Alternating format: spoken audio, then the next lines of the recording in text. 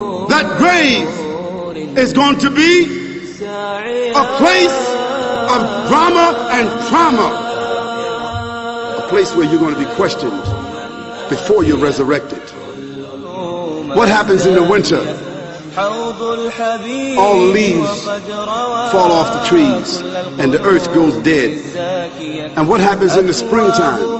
The water comes, generates the earth again, germinates all over again, new grass, new flowers, new fruits. So Allah says, and a sign for them is the dead earth. After that, we give it life. So Allah says, the one who gave you life in the beginning, is he not able to give you life all over again in order to judge you? Yes, certainly.